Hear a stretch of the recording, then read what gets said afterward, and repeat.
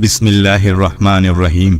السلام علیکم دوستو، آج کی ویڈیو میں ہم حضرت نوح علیہ السلام کا مکمل واقعہ تفصیل سے بتائیں گے کہ کیسے حضرت نوح علیہ السلام نے تبلیغ کی اور کیسے اللہ کا پیغام پہنچایا اور پھر لوگوں نے اللہ کی نافرمانی کی اور پھر کیسے خوفناک عذاب نازل ہوا۔ واقعہ بڑا ہی عبرتناک ہے، اس لیے آپ سبھی سے گزارش ہے کہ ویڈیو کو بنا اسکپ کیے لاسٹ تک دیکھیں۔ آدم علیہ السلام کے بعد کی نسلیں بہت نیک تھیں، لیکن تقریباً 1000 سال کے بعد شیطان نے ان کو بہکانا شروع کر دیا۔ اللہ سے مانگی ہوئی مہلت کا فائدہ اٹھا کر شیطان نے لوگوں کو کفر اور شرک میں مبتلا کر دیا تھا۔ حضرت آدم علیہ السلام، حضرت شیش علیہ السلام اور حضرت ادریس علیہ السلام کی تعلیمات کو لوگ پوری طرح سے بھول چکے تھے۔ حضرت ادریس علیہ السلام نے تو ان کی کافرانہ حرکتوں کو ختم کرنے کے لیے ان سے جہاد بھی کیا تھا، جو کچھ وقت کے لیے کامیاب بھی ہوا تھا۔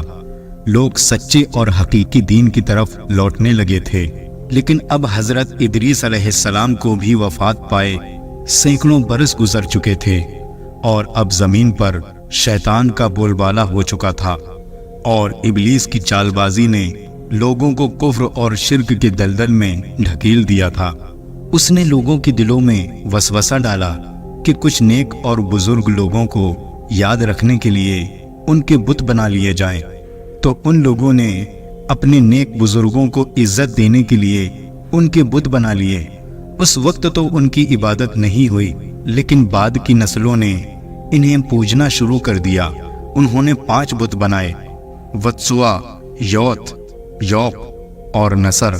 یہ 5 بت تھے جن کی یہ لوگ عبادت کیا کرتے تھے، اور ان بزرگوں کا پس منظر یہ تھا کہ یہ کوئی بڑے بزرگ تھے، اللہ والے تھے، جو ہر وقت اللہ کی عبادت کیا کرتے تھے۔ جب ان کا انتقال ہو گیا تو لوگوں نے ان کے مجسمے بنا لیے۔ اسلام میں مجسمے بنانا حرام ہے۔ شروع میں یہ صرف یادگار تھے، پھر آہستہ آہستہ ان کی عبادت ہونی شروع ہو گئی۔ پھر یہ نظریہ آ گیا کہ اللہ تعالیٰ نے ان بزرگوں کو بھی کچھ اختیارات دے دیے ہیں۔ ان کے عقیدے کے مطابق ان بتوں میں سے ایک بت ان کی ضرورتوں کو پورا کرتا تھا اور دوسرا بت انہی مشکلوں سے بچاتا تھا۔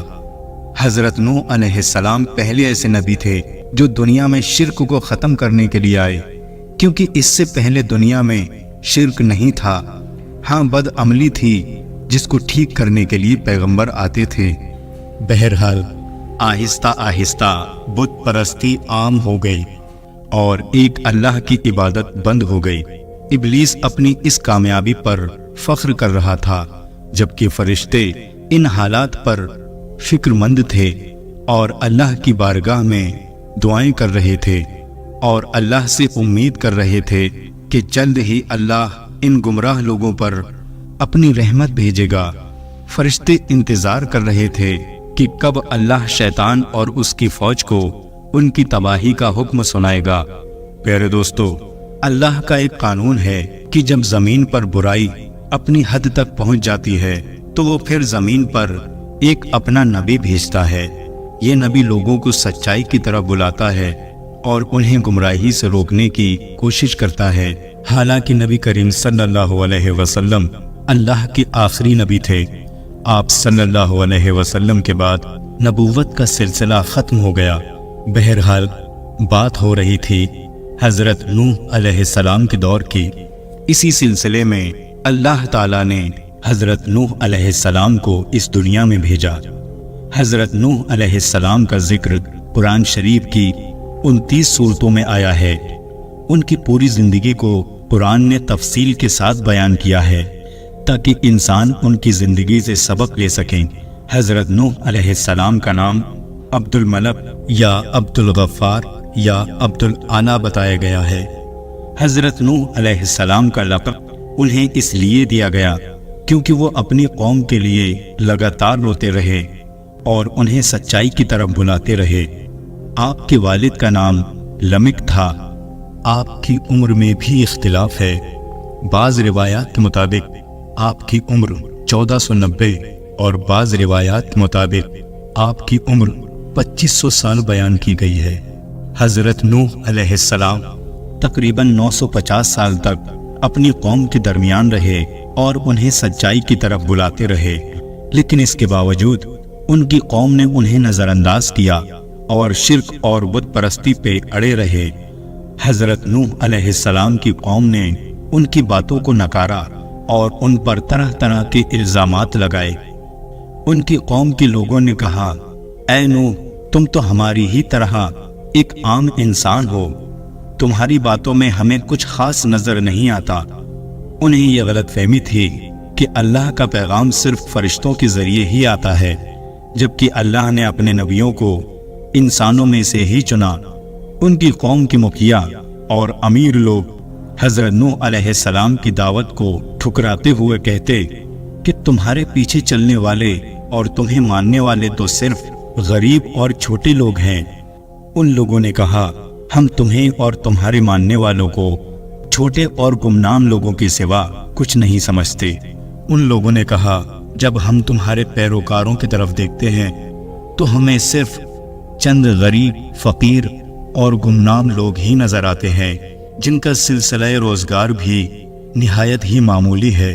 تو ایسی صورت میں تم کیسے امید کر سکتے ہو کہ اتنے مشہور اور معروف اور نامی گرامی لوگ تم پر ایمان لے آئیں گے اور تمہارے پیروکار بن جائیں گے؟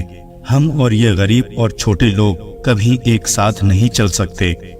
ہم امیر اور دولت مند لوگ ہیں اور ان غریب اور چھوٹے لوگوں کے ساتھ ایک چھت کے نیچے کبھی اکٹھا نہیں ہو سکتے۔ حضرت نوح علیہ السلام نے ان لوگوں سے کہا کہ میں اس دعوت کے بدلے تم لوگوں سے کوئی دولت یا کوئی انعام نہیں مانگتا۔ میرا مقصد اللہ کی رضا ہے اور وہی اس کا بدلہ دے گا، اور جو لوگ تمہاری نگاہوں میں چھوٹے ہیں میں انہیں خود سے دور نہیں کر سکتا، کیونکہ وہ اللہ کی مقبول بندے ہیں اور اللہ کو بہت پسند ہیں۔ ادھر حضرت نوح علیہ السلام کی قوم پر اللہ کے عذاب کا خطرہ منڈرا رہا تھا، مگر قوم اب بھی اپنے کفر پر قائم تھی۔ حضرت نوح علیہ السلام کی 950 سال کی محنت کے باوجود یہ لوگ اپنی ضد پر قائم رہے اور حق کا انکار کرتے رہے، لیکن اب ان کے فیصلے کا وقت قریب آ چکا تھا۔ اللہ تعالیٰ قرآن میں فرماتا ہے، اور انہوں نے کہا کہ میں تمہیں کھلا ڈرانے والا ہوں، صاف صاف بتا رہا ہوں۔ سورہ نوح میں اللہ فرماتا ہے کہ یقیناً ہم نے نوح کو ان کی قوم کی طرف بھیجا کہ اپنی قوم کو ڈراؤ اور خبردار کر دو، اس سے پہلے کہ ان کے پاس دردناک عذاب آئے۔ حضرت نوح علیہ السلام نے اپنی قوم سے فرمایا، اے میری قوم، میں تمہیں صاف صاف ڈرانے والا ہوں، تو تم اللہ کی عبادت کرو اور اس سے ڈرا کرو، اللہ کا کہنا مانو تو وہ تمہارے گناہ بخش دے گا، اور اگر تم اس کی نافرمانی کرو گے تو وہ تم پر خوفناک عذاب نازل فرمائے گا۔ حضرت نوح علیہ السلام تبلیغ کے سلسلے میں بہت محنت کرتے تھے، گھر گھر جا کر لوگوں کو دین کی دعوت دیتے تھے۔ حضرت نوح علیہ السلام اکیلے میں اور سب کے سامنے لوگوں کو سمجھاتے، ایسا کرتے کرتے 950 سال گزر گئے، لیکن چند لوگوں کے علاوہ اور کوئی ایمان نہیں لایا۔ حضرت نوح علیہ السلام کی قوم ان کا مذاق بناتی تھی، کیونکہ وہ لوگ اپنی خاندانی پرمپراؤں کو، اپنی خاندانی ریتی رواجوں کو چھوڑنے کے لیے تیار نہیں تھے۔ وہ کہتے تھے کہ یہ ہمارے باپ دادا کے ریتی رواج ہیں۔ حضرت نوح علیہ السلام نے ان کو 950 سال دین کی دعوت دی، لیکن چند افراد ہی ایمان لائے۔ آپ دن میں بھی لوگوں کو دین کی دعوت دیتے اور راتوں میں بھی گھر گھر جا کر لوگوں کو سمجھاتے۔ حضرت نوح علیہ السلام نے فرمایا، اے میری قوم، میں تم سے اس تبلیغ کے کوئی پیسے نہیں لے رہا۔ 900 سال سے پوری قوم کی مخالفت لے کر میں تمہیں دین کی دعوت دے رہا ہوں، اور تم کہتے ہو کہ ان غریبوں کو میں اپنی مجلس سے نکال دوں، تو یہ نہیں ہو سکتا، یہ میرے لیے ممکن نہیں ہے۔ یہ جو لوگ ایمان لانے والے ہیں اور میں انہیں صرف اس لیے اپنی مجلس سے نکال دوں کہ یہ غریب اور چھوٹے لوگ ہیں، تو یہ میرے لیے ممکن نہیں ہے۔ یہ لوگ بھی کل اپنے رب سے ملاقات کریں گے، ان کو بھی اپنے رب کی طرف سے ان کا بدلہ دیا جائے گا، اور تمہیں بھی تمہارے اعمال کا بدلہ دیا جائے گا۔ اللہ کی نظر میں امیر اور غریب کا فرق نہیں ہے۔ اگر میں نے ان کو دھتکار دیا اور اس مجلس سے نکال دیا تو کیا تم مجھے اللہ کے عذاب سے بچا سکتے ہو؟ اور رہا مسئلہ کہ میں بھی تمہاری ہی طرح انسان ہوں، تو میں نے کب یہ دعویٰ کیا کہ میں تم سے ہٹ کر کوئی انسان ہوں؟ میں نے ایسا کوئی دعویٰ نہیں کیا۔ میں یہ دعویٰ نہیں کرتا کہ میرے پاس اللہ کے خزانے ہیں، اور نہ میں غیب کی خبریں جانتا ہوں، اور نہ میں نے یہ دعویٰ کیا کہ میں کوئی فرشتہ ہوں۔ اور جن لوگوں کو تم ذلیل سمجھ رہے ہو، یہ تمہاری اپنی رائے ہے، میں تمہاری اس رائے سے متفق نہیں ہوں، بلکہ اللہ کو یہ لوگ بہت پسند ہیں۔ اسی طرح سے لوگوں کو سمجھاتے سمجھاتے 950 سال گزر گئے، لیکن آپ کی قوم جہالت پر اڑی رہی، اور ایک دن پریشان ہو کر آپ سے کہنے لگے، اے نوح، تیرا اور ہمارا یہ جھگڑا بہت طویل ہو چکا ہے، بہت لمبے وقت سے یہ ہمارا جھگڑا چل رہا ہے، اب اس جھگڑے کو ہمیں ختم کر دینا چاہیے۔ ان لوگوں نے کہا، اب جلدی کرو، جو کرنا چاہتے ہو کر لو، ہم نہ تو تمہاری دلیلوں کو کچھ سمجھتے ہیں اور نہ ہی تمہاری دھمکیوں سے ڈرتے ہیں، اور نہ ہی اس سے زیادہ ہم تمہاری بات سن سکتے ہیں۔ اور پھر ان لوگوں نے کہا کہ جس عذاب کا تم وعدہ کرتے ہو، اب وہ عذاب تم لے آؤ، کیونکہ اب ہم ایمان نہیں لانے والے۔ حضرت نوح علیہ السلام نے ان کی ہٹ دھرمیوں اور بیہودگیوں کا مختصر سا جواب دیا۔ آپ علیہ السلام نے فرمایا، خدا ہی چاہے تو وہ ان دھمکیوں اور عزائی وعدوں کو پورا کر سکتا ہے۔ کسی کو سزا دینا یا نہ دینا یہ میری قدرت میں نہیں ہے۔ میں تو اللہ کا نبی ہوں اور اس کی رضا میں راضی ہوں اور اس کے حکم کا تابع دار ہوں، لہذا سزا اور عزا کی خواہش مجھ سے نہ کرو، لیکن یہ جان لو کہ جب اللہ چاہے گا تو عذاب بھی آ جائے گا، لیکن جب اللہ کا عذاب آئے گا تو تم اللہ کو ہرا نہیں پاؤ گے۔ اور حضرت نوح علیہ السلام افسوس کے ساتھ بولے کہ میں نے تمہاری خیر خواہی چاہی تھی، لیکن تم اس خیر کو پسند نہیں کر رہے، اور جب اللہ نے ہی تمہیں ہلاک کرنے کا ارادہ کر لیا ہے تو میں بھلا کیا کر سکتا ہوں۔ اس کے بعد اللہ تعالیٰ نے حضرت نوح علیہ السلام کو وحی کی، اے نوح، جتنے لوگ ایمان لا چکے ہیں اب ان سے زیادہ کوئی ایمان نہیں لائے گا۔ اب تک عذاب ٹلا ہوا تھا کیونکہ اللہ کو پتا تھا کہ کچھ لوگ ہیں جو ابھی ایمان لائیں گے، ان کے ایمان لانے کا انتظار ہو رہا تھا۔ حضرت نوح علیہ السلام کی 950 سال تک محنت کرنے کے بعد اب تک صرف 40-50 یا ایک روایت کے مطابق 70 یا 80 لوگ ہی ایمان لائے۔ جب آخری شخص ایمان لایا پھر اللہ نے کہا، اے نوح، اب یہ لوگ ایمان نہیں لائیں گے۔ حضرت نوح علیہ السلام نے کہا، اے میرے پروردگار، میں نے دن رات اپنی قوم کو تیری طرف بلایا، میں نے ان کو پکارا کہ وہ حق کے راستے پر آ جائیں تاکہ تو ان کو بخش دے، لیکن ان لوگوں نے میری بات کو نہ مانا اور اپنے کانوں میں انگلیاں ٹھونس لیں۔ انہوں نے ہمیشہ میری مخالفت کی اور اپنے غرور اور تکبر میں ڈوبے رہے، لیکن میں نے ان کو پھر بھی دین کی دعوت دی اور ان کو کفر و شرک سے روکا، لیکن ان لوگوں نے میری بات کو نکارا اور اپنی ضد پر اڑے رہے۔ حضرت نوح علیہ السلام نے اللہ سے پوچھا، اے اللہ، اب تو بتا کہ میں کیا کروں؟ اللہ تعالیٰ نے حضرت نوح علیہ السلام کو وحی کی کہ اب جب معاملہ اس طرح سے ہے تو جو کام تم کر رہے ہو اس پر ملال نہ کرو، اب اس زمین پر وہی لوگ باقی رہیں گے جو ایمان لے آئے ہیں۔ اے نوح، تم ایک بڑی کشتی بناؤ، اور کشتی کیسی بنانی ہے اور کس طرح بنانی ہے یہ تمہیں میں بتاؤں گا۔ اور اب ان ظالموں کے بارے میں مجھ سے کلام بھی مت کرنا، اور آپ کو ان کے حق میں دعا کرنے کی اجازت نہیں ہے۔ یہ سب کے سب غرق ہوں گے اور ان کے غرق ہونے کا فیصلہ ہو چکا ہے۔ پیارے دوستو، یہ واقعہ اتنا بڑا تھا کہ یہ واقعہ قرآن میں بھی ہے۔ اس کے علاوہ اس کو یہودی بھی مانتے ہیں اور عیسائی بھی مانتے ہیں۔ اس واقعے کا ذکر تمام آسمانی کتابوں میں موجود ہے۔ یہ واقعہ قرآن میں بھی ہے، تورات میں بھی ہے اور انجیل میں بھی ہے۔ حالانکہ کتابوں میں تھوڑی تھوڑی تبدیلی ہے، لیکن یہ واقعہ ساری کتابوں میں موجود ہے۔ اس طوفان کا آنا، بارش کا ہونا پوری دنیا کی تمام کتابوں میں لکھا ہوا ہے۔ حضرت نوح علیہ السلام پہاڑوں پر رہا کرتے تھے، اس لیے نہ تو وہاں پیڑ تھے نہ پودے تھے، لہٰذا اللہ کا حکم پا کر حضرت نوح علیہ السلام نے وہاں ایک درخت اگایا اور وہ کئی سالوں تک بڑا ہوتا رہا۔ پھر اللہ کے حکم سے اس پیڑ کو کاٹ کر اس کے تختے بنا کر ان تختوں سے کشتی بنانا شروع کر دی۔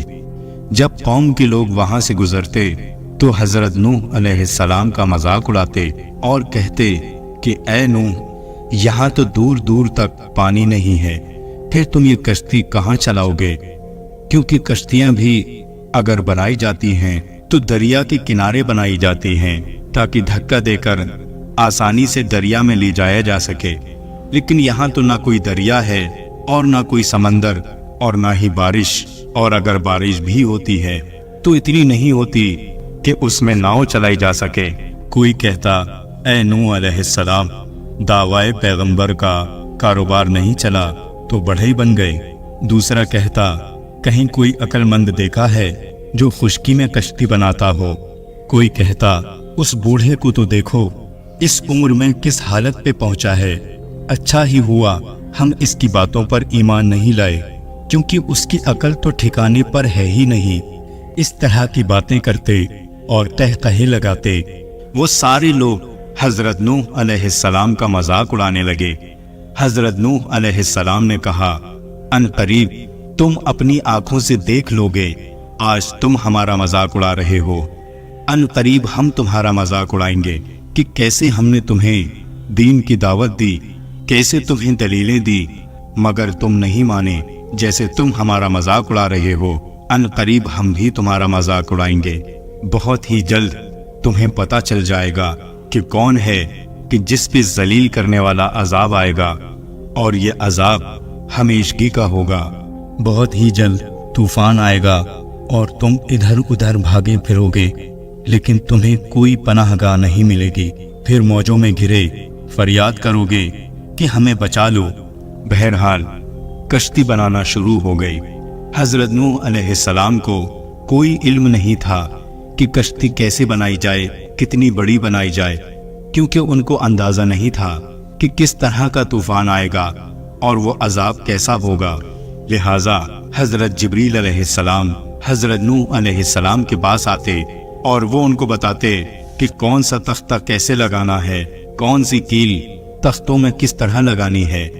حضرت جبریل علیہ السلام حضرت نوح علیہ السلام کے پاس آتے رہے اور انہیں بتاتے رہے۔ دن بدن کشتی کا ڈھانچہ مکمل ہو رہا تھا، لہٰذا دھیرے دھیرے بہت محنت کرنے کے بعد کشتی تیار ہو گئی۔ ایک روایت کے مطابق حضرت نوح علیہ السلام نے یہ کشتی 100 سال میں تیار کی۔ اس کشتی کی لمبائی 300 گز، اونچائی 30 گز اور چوڑائی 50 گز تھی۔ ایک اندازے کے مطابق کشتی کی لمبائی 1 کلومیٹر سے بھی زیادہ تھی اور گہرائی 30 ہاتھ تھی۔ یہ کشتی عام کشتیوں کی طرح نہیں تھی۔ یہ کشتی اوپر سے کھلی ہوئی نہیں تھی، بلکہ اس کو جیسے نیچے سے بند کیا گیا تھا ویسے ہی اوپر سے بھی بند کیا گیا تھا، تاکہ اوپر سے جو بارش کا پانی برسے تو وہ نقصان نہ پہنچا سکے۔ کشتی کی 3 منزلیں تھیں اور ہر منزل میں ایک دروازہ تھا۔ جب کشتی بن کر تیار ہو گئی تو اللہ تعالیٰ نے حضرت نوح علیہ السلام سے کہا کہ ہر قسم کے جانور کی نسل کا ایک جوڑا لے لو، تاکہ جانوروں کی نسلیں نہ ختم ہو جائیں۔ جتنے بھی جانور زمین پر رہنے والے ہیں ان سب کا ایک ایک جوڑا کشتی میں رکھ لو اور اپنے ماننے والوں اور رشتہ داروں کو بھی اس میں سوار کر لو۔ ہاں، جس کے مقدر میں ہلاکت ہے وہ کشتی میں سوار نہیں ہوگا۔ اللہ تعالیٰ کا حکم پا کر حضرت نوح علیہ السلام نے اپنے ماننے والوں اور اپنے رشتہ داروں کو جمع کیا اور انہیں حکم دیا کہ اللہ کا نام لے کر کشتی پر سوار ہو جاؤ اور کشتی کے چلنے اور ٹھہرنے کے وقت خدا کا نام زبان پر جاری رکھو۔ لہذا سبھی لوگ کشتی پر سوار ہو گئے اور ساتھ ہی اپنے کھانے پینے کا بہت سارا سامان بھی کشتی میں رکھ لیا۔ حضرت نوح علیہ السلام کے ساتھی ایمان والے بہت تھوڑے لوگ تھے جو اس کشتی میں سوار ہوئے۔ اللہ نے فرمایا، اب اس کشتی کا اللہ کے نام سے چلنا ہے اور اللہ کے نام سے ٹھہرنا ہے، اور یہ کہو کہ میرا رب بہت مغفرت کرنے والا اور اپنے بندوں پر رحم کرنے والا ہے۔ اور پھر بالآخر وہ وقت آ پہنچا اور سرکش قوم کے لیے سزا اور عذاب کا فرمان جاری ہو گیا۔ سیاہ بادل جو اندھیری رات میں ٹکڑوں کی طرح تھے وہ آسمان پر چھا گئے اور اس طرح ایک دوسرے پر تربتر ہوئے کہ اتنے کالے اور ڈراونے بادل کبھی نہیں دیکھے گئے تھے۔ زور زور بادل گرجتے رہے اور بجلیاں چمکتی رہی۔ آسمانی فضا ایک بہت بڑے وحشتناک حادثے کی خبر دے رہی تھی۔ اس کے بعد بارش شروع ہو گئی۔ بارش کے قطرے موٹے پہ موٹے ہوتے چلے گئے تو زمین کی دراروں سے پانی نکلنا شروع ہو گیا۔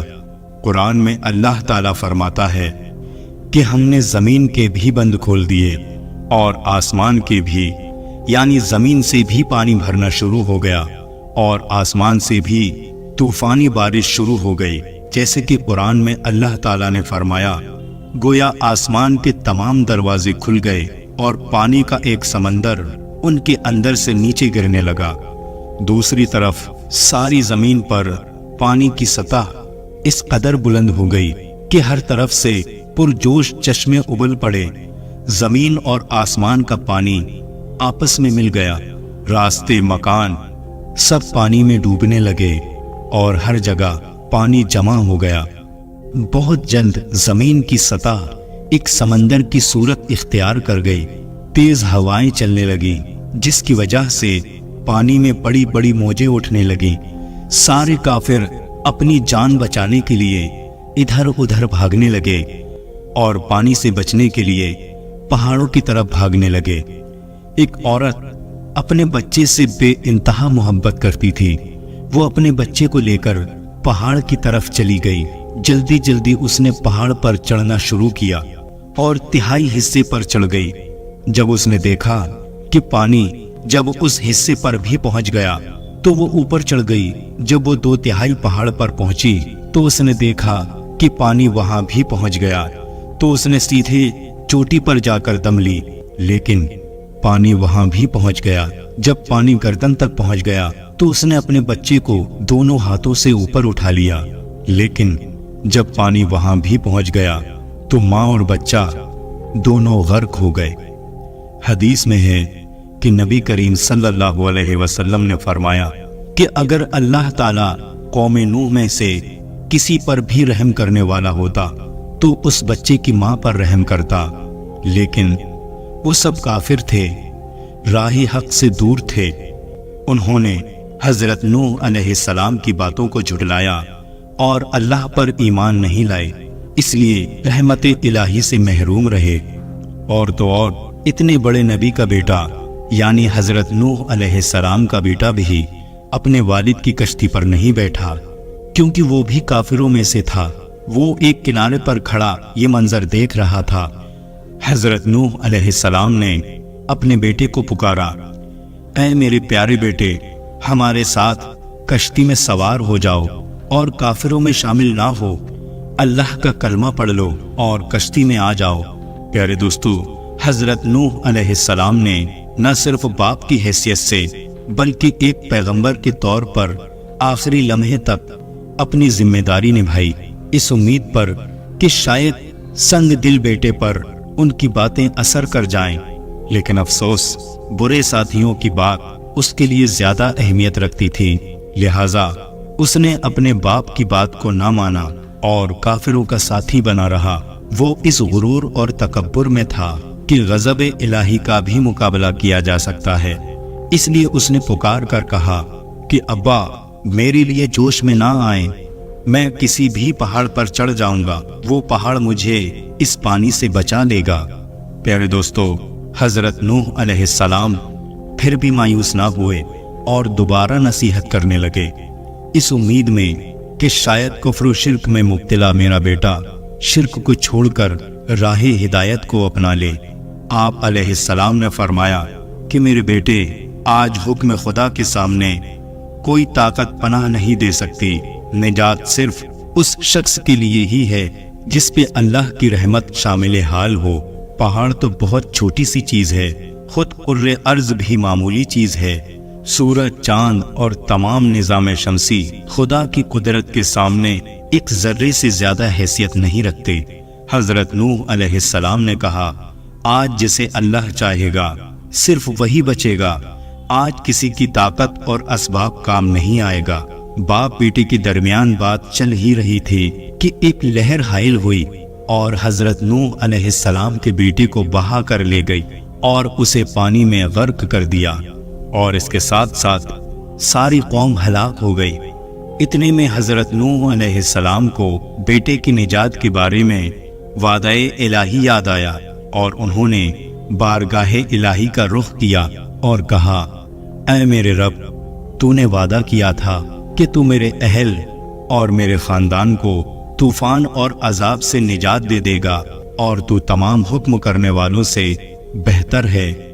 हजरत नूह अलैहिस्सलाम को बारगाहे इलाही से फौरन जवाब मिला और हिला देने वाला और एक अजीम हकीकत वाज़े करने वाला जवाब मिला।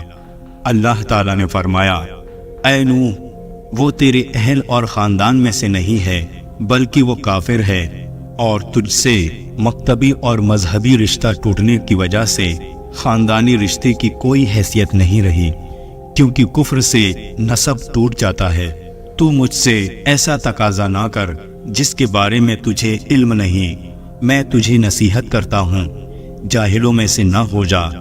हजरत नूह अलैहिस्सलाम समझ गए कि ये तकाजा बारगाहे इलाही में सही नहीं था और इस बेटे की निजात को खानदान की निजात के बारे में खुदा के वादे में शामिल नहीं समझना चाहिए। लिहाजा आपने खुदा का रुख किया और अल्लाह से माफ़ी मांगी और कहा, ऐ मेरे परवरदिगार, मैं तुझसे पनाह मांगता हूँ और माफ़ी मांगता हूँ कि इस बात से कि मैं तुझसे किसी चीज़ की ख्वाहिश करूँ जिसका मुझे इल्म नहीं, और तूने मुझे ना बख्शा और तेरी रहमत मेरे शामिल हाल ना रही तो मैं गुनाहगारों और सियाहकारों में से हो जाऊंगा। प्यारे दोस्तों, पानी की बुलंद लहरों ने तमाम जगह को घेर लिया।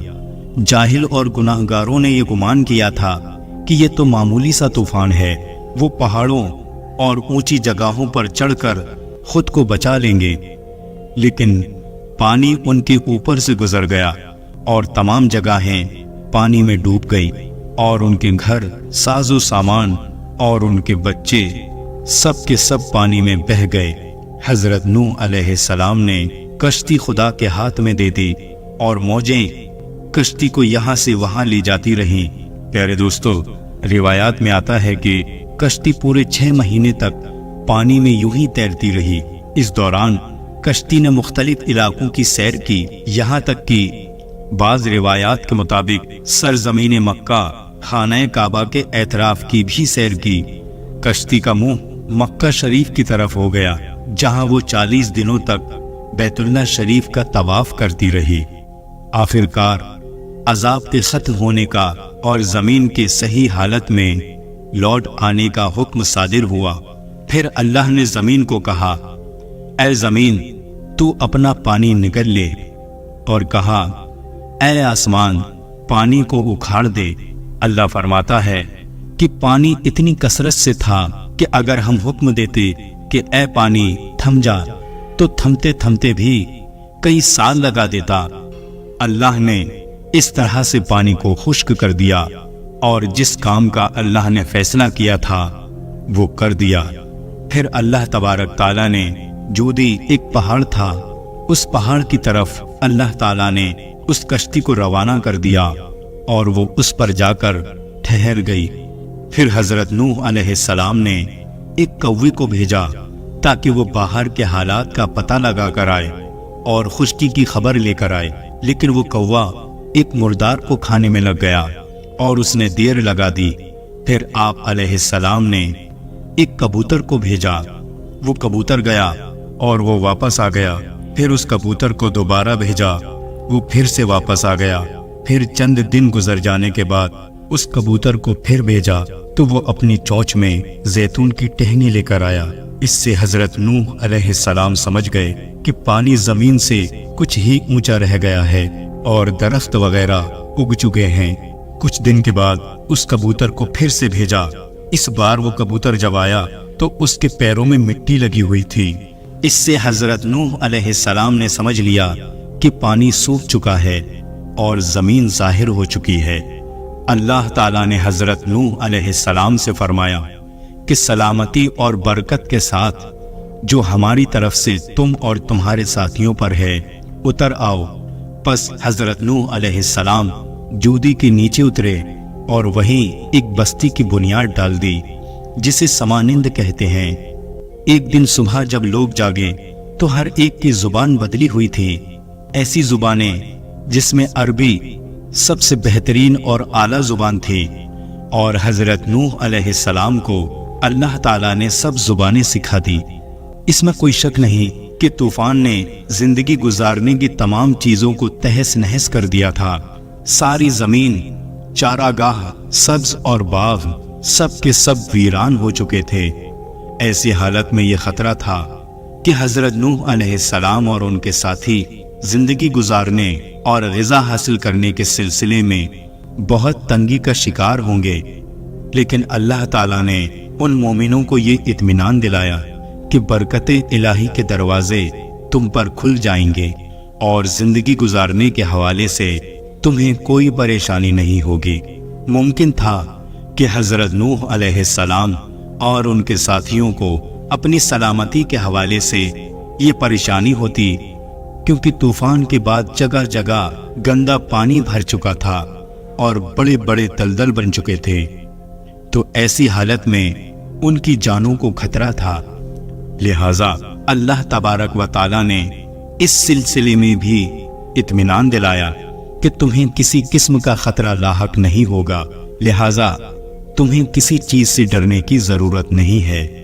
جو ذات ظالموں کو نیست و نابود کرنے کے لیے طوفان بھیج سکتی ہے، وہ ذات اہل ایمان کے لیے سلامتی اور برکتیں بھی نازل کر سکتی ہے۔